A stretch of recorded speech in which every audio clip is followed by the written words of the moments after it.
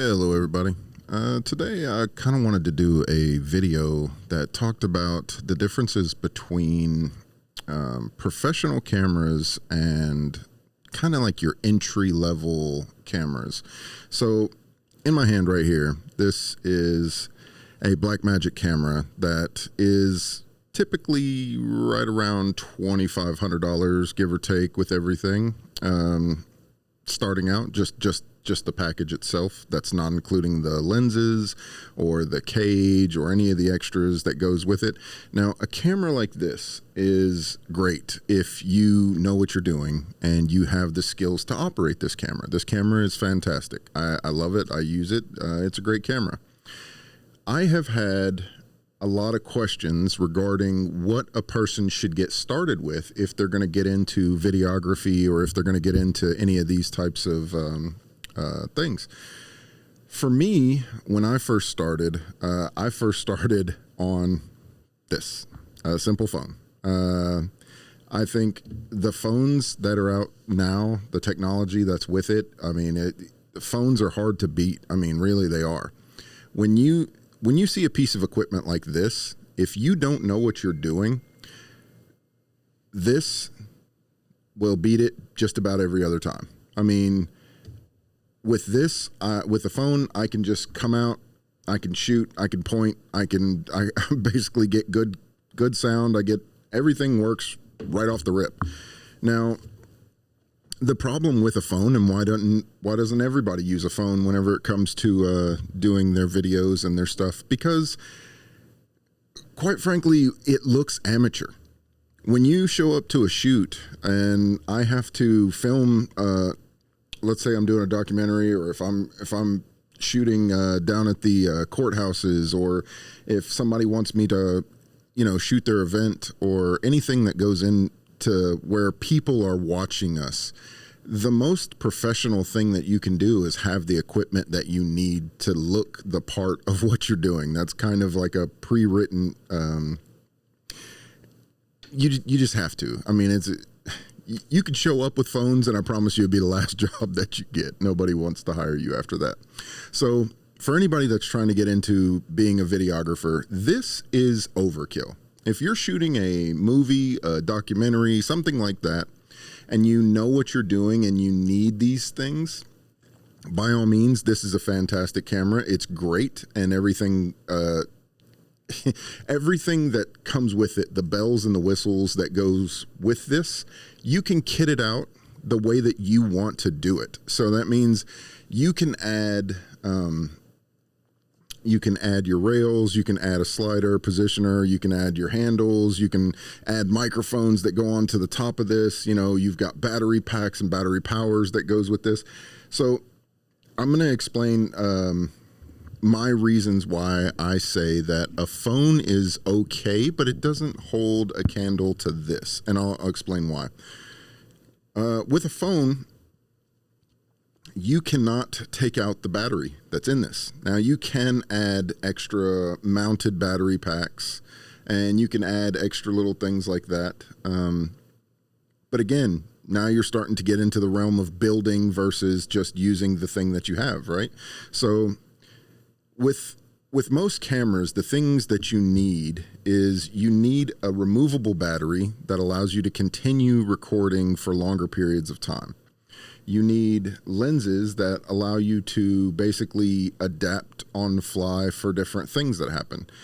Filters to make sure that lens flares, things like that. You need a way to be able to equip audio to make that better.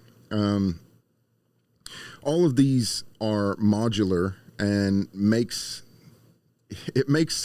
a better viewer. It makes a better moment for the viewers that are watching your videos, okay? So if you have killer video, your video looks fantastic. I mean, it's like top of the line video.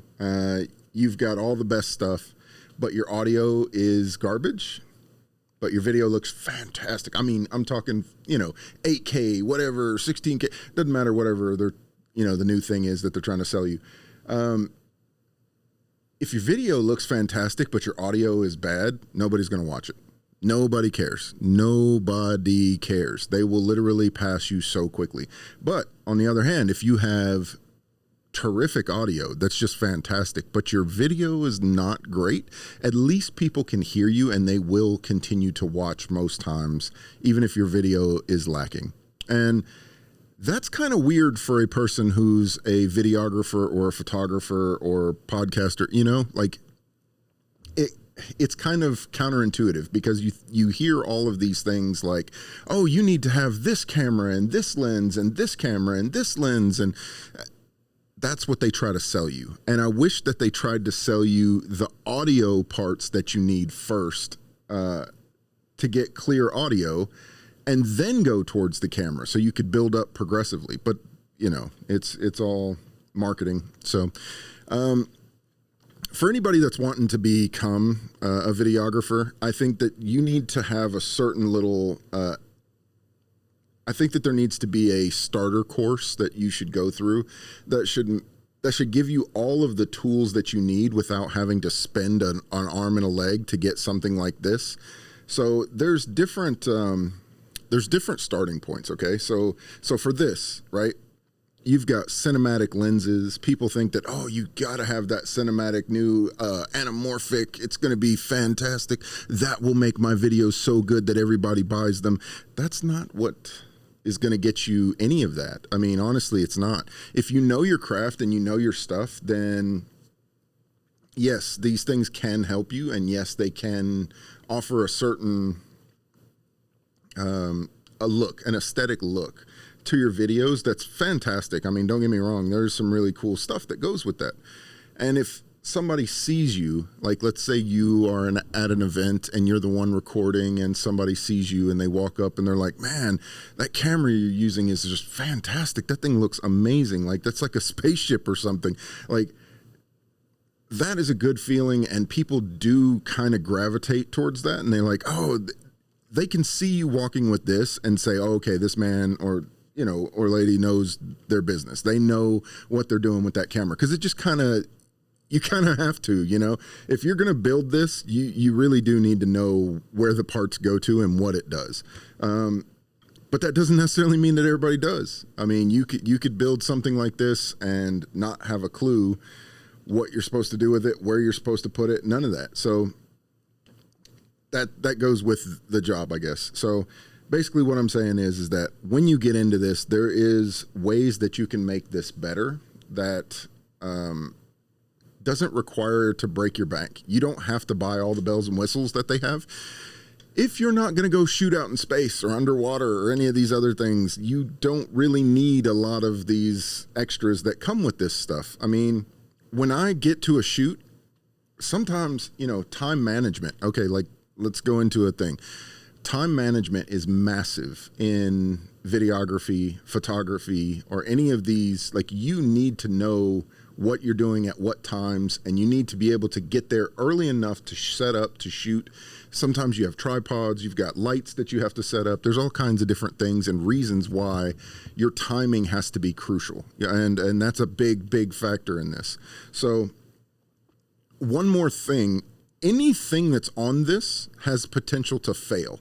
And if this has potential to fail, that means that you're going to be fiddling with this while your client is doing whatever they're doing, and you're going to miss that shot. That has the potential to happen. And I have had shoots where my sound didn't work, and I'm fiddling with trying to figure out the sound, and I couldn't figure out that I was messing up. Thankfully, I had a backup camera, and I was, you know, I have done all my homework to know how to fix problems that arise during this. Being a videographer isn't just having gear. It's knowing what gear to put out, when to put it out, and actually knowing like how to, it's basically crisis management. You're basically fixing problems on the fly and you're trying to make it better for your client. That's basically what you're doing.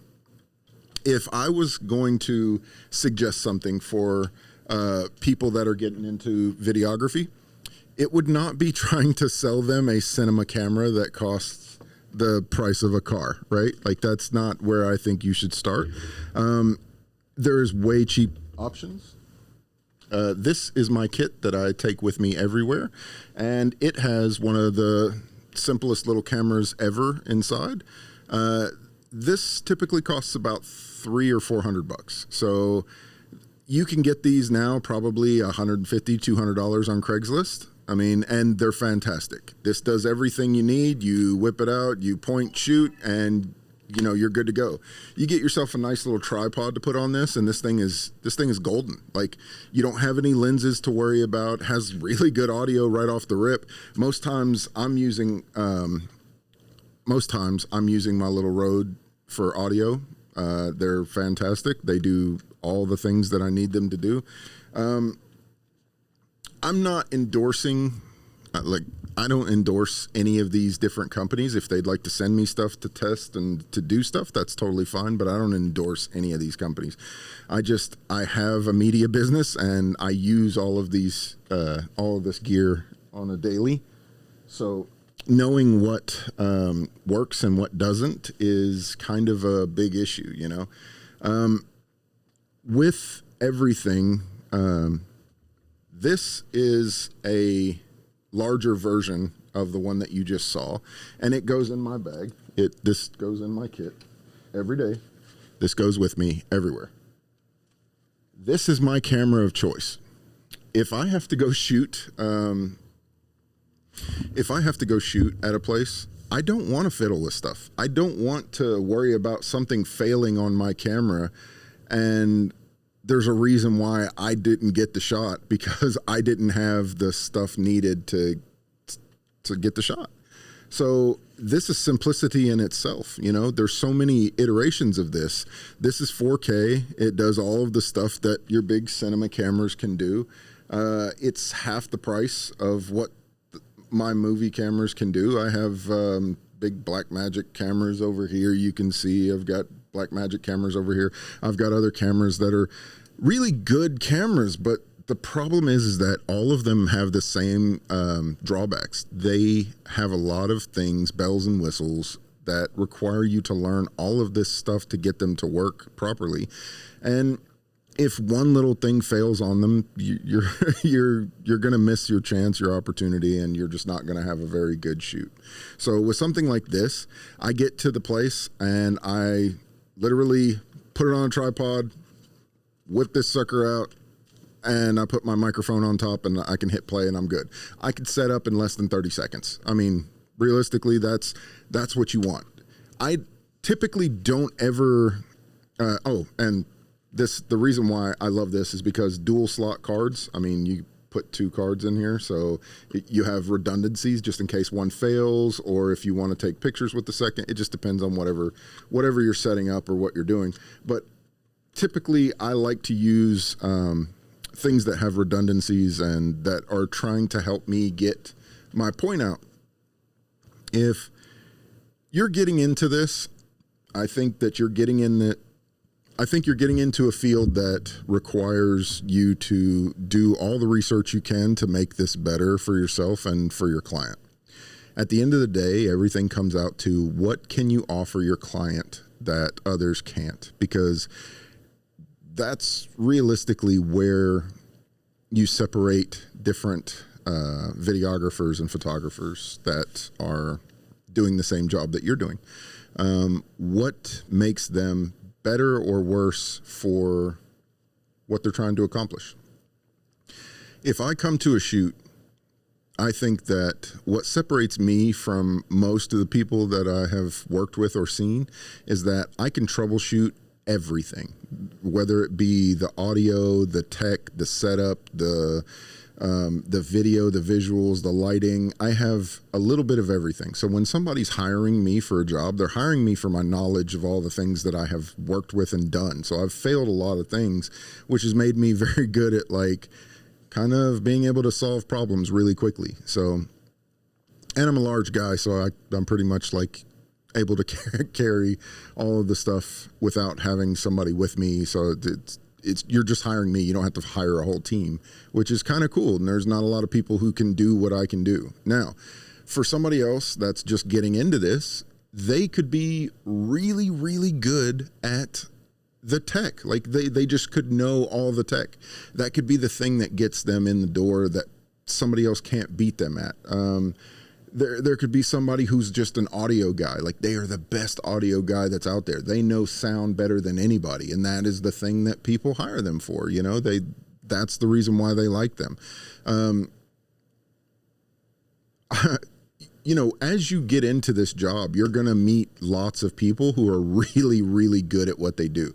I'm very blessed, I'll say, blessed to have met really cool, amazing photographers and people who have given me advice. And I'm not one of those people that's like, oh, I'm the best there is at everything that I do. Like, no, I'm just really good at listening to people who've been in positions where they have failed and I have failed, and we talk and I listen to people who have done it better than me, and that's what gets me kind of repeat work. And I think that that's what's made me grow as not just an artist, but as a person who is in this field. It's very difficult to know how to do everything. It really is. You're not going to just jump into this and be like, oh, I know everything right off the rip. I've made so many mistakes that have put me behind so many times, but I've also done some really good stuff, and I've had some really amazing people that have like walked with me and been like, hey, look, man, the audio that you had on that last video was not great. Like, you could have did so much better. You could have had this set up, or you could have had this, or, you know, and they've talked with me, and I've worked with people that have just been like, I've been on shoots where people have been like, oh man, that lens that you're using, that's just fantastic. What is that? And I'll tell them a lens, and they'll be like, oh man, I'm going to have to get one of those. And, you know, you share information back and forth, and it's just really, it really is just a culture of like who you know and what you're doing. But I think there's more than that as well. And I think it's limiting yourself to mistakes. And I think if you're just getting into this, you have plenty of time to get into these giant cameras that are just amazing. They are great. Don't get me wrong. There's all kinds of stuff. There's a place for each of these, and I think that there's a moment in your kit where you're going to need something like this, where just somebody's going to be like, I have had clients that have booked me and said, what do you shoot with? And I'll let them know, and I'll say, you know, my 4K cameras, and they'll be like, okay, but what kind of 4K cameras? And I'll say, okay, well, I've got Canons, I've got Sonys, I've got, you know, I got Blackmagic, I've got pretty much any kind of camera the person could need or want on the set. And they'll say, okay, because I don't like any of those Canons, and I really don't want anybody using Sony. That's kind of garbage, but I will work with you if you have Blackmagic, but I really was hoping that you'd have a Red, or they're just only into names. And I'm like, okay, that's fine, but what if the quality, what if I had a Red, a Komodo, the original, and I've got the name, everything's great on that camera, it's a fantastic camera, but what if it doesn't even have as much, let's say at the end of the day, I've got an iPhone that can outshoot that. Like, what would you do then? Like, I mean, are you still going to just go with the name because the name is out there for, oh, he's got a Red? Like, I've seen so many videos where you'll have a pro photographer or a pro videographer going up against people who don't know what they're doing, but they'll have expensive Red Komodos and all this other stuff, and Ari. Like, these are like great cameras, but you're talking about something that is literally the cost of a small house, or a large house for that matter. I don't think that you need that. I mean, I'm okay with being at the bottom of the list right now. Like, I'm not the greatest shooter that there is, but I will say that I can make things look good with the camera that I have. And the best camera that you will ever have is the one that you have with you. And I don't know quite what makes, you know, if I showed you a 4K image and I showed you a 1080p image side by side, you know, it's rare that I'll find somebody who can actually really spot the difference, because it's not that much of a difference. But if you talk to anybody, they're always like, I gotta shoot in 4K, and I'm like, that's fine. I mean, I don't mind that. I'm just saying that your file size is gigantic, and you're not really getting anything that's. Most people that are watching your stuff, they're watching it on a phone, so your 4K stuff isn't really gonna really even reach the people that you're trying to reach. You might reach a few of them, but for the most part, 1080p is more than enough. And your file size will be half of that, and it's just really good format. So don't always just listen to what, you know, name droppers are going to say. Like, oh, I was working with a guy and he had the Ari and it was just so great and it was a fantastic. I'm like, yeah, that is awesome. I mean, you can rent those. I mean, that's cool. If you really need that kind of firepower and you need somebody to really, there's different places where you can rent certain things like that, but again, you're going to have to pay top dollar. You're also going to have to pay top dollar for your insurance because you've got something that is literally a house on your hands. You're not going to go run and gun with that. You're not going to go out to certain events. If it's raining, if there's something going on, like it might be misty or something like that, you better know how to protect your gear if these things are going to be going off. This right here is a workhorse champion. I get out there, I flip up my lens and I'm good to go. 30 seconds, I'm out there shooting, and I don't care. Like I can do this handheld. I can do this with a tripod. I've got everything that I need to be able to work this camera perfectly to the point where I'm getting good quality footage, and I'm not breaking my bank. I'm not. I can do 4K if you want. I don't need to. Like, I mean, 1080p is totally fine. And then I've got this little guy, which is like, you know, its baby brother. And this one will set up somewhere and I'll get a wide angle of things. And if I need to come back, I can always get the footage from this and know that I've got good quality footage. The memory cards that work in this. They work together. The only thing that's different is the batteries on the back. And for the most part, I've never really had an issue with these. These batteries last for gobstopping ever. Like, they do everything I need them to do. I have extra battery packs that I can use that can actually attach to the sides of this from this little side right here. And you just attach a little battery pack that sits behind it. And this thing can record all day and all night for the next couple of days. You would not ever have to worry about it. You will have to worry about how much your memory card can hold before you'll have to worry about the battery. So that's, you know, again, that's just stuff that goes with that. You're learning the tide. You're learning what your craft is. So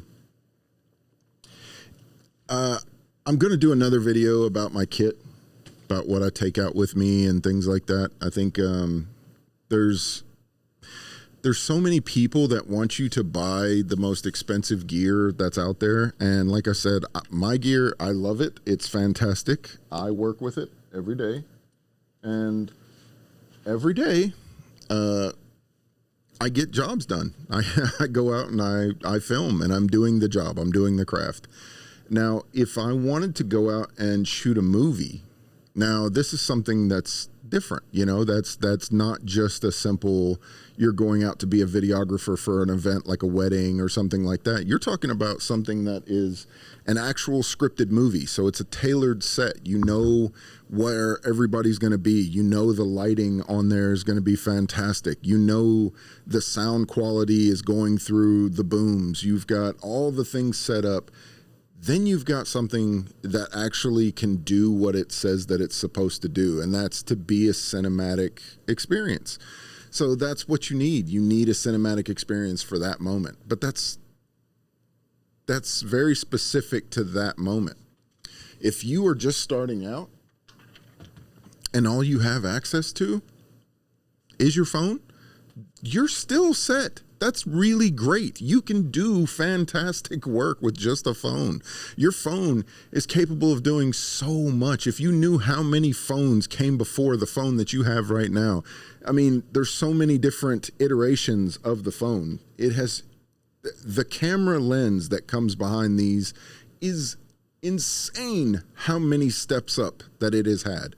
So just shoot with the camera that you got. I mean, I'm going to say that is the best camera you're ever going to have is the camera that you got. And once you get a few gigs under your belt and you've done some really good stuff and people really want to hire you for jobs, they're going to give you what you need to really get it out there. They're going to give you enough money to be able to get a serious camera. And every time you go, you can put your money towards something good.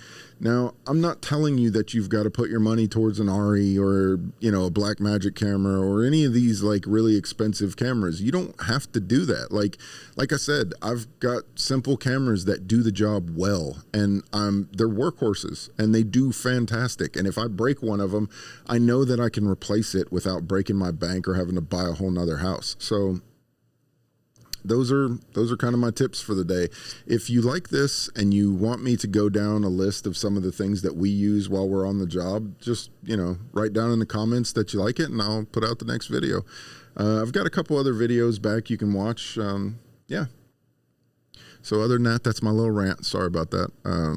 I just get tired of people kind of pushing this gear that's like not going to help you at all. So if you're going to buy something, make sure that you're going to use all of the, so if you're going to buy a $2,000 camera plus, make sure that you're getting $2,000 worth of shooting with it. You make sure that every piece of that gear, you're wanting to use it. If it says it's capable of underwater whatever, and this is why you're buying it, well, then make sure that you're shooting underwater a lot. And that's the reason why you're spending $2,000 or more on a camera that goes underwater. If you're never going to shoot underwater and your whole time is like, oh, I only shoot in the desert, but I bought this $2,000 camera that goes underwater, you pretty much just wasted your money, and that's not going to help you at all.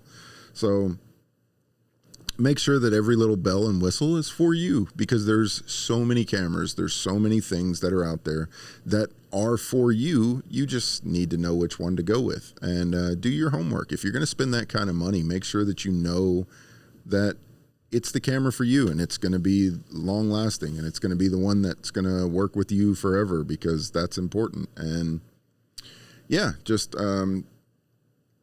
if you're going to get into this, keep pushing yourself, keep doing more and more, and just make sure you do your research on it every day. Take an hour every day and learn something cool about your camera or your gear. Just be like, okay, today I'm going to learn sound development. Today I'm going to learn chords and audio. I'm going to do a video here in just a minute about these. These are Type-C chords. And, if you spend the time to learn your gear, you'll know what you have and you'll be able to do all kinds of stuff. But if you don't know your gear, it's not really going to do you very good, even if it is a, $30,000 ARRI, or, just saying, you can take it or leave it however you want to go, but I'm just here to help. So if you like watching this stuff, just follow for more. Peace.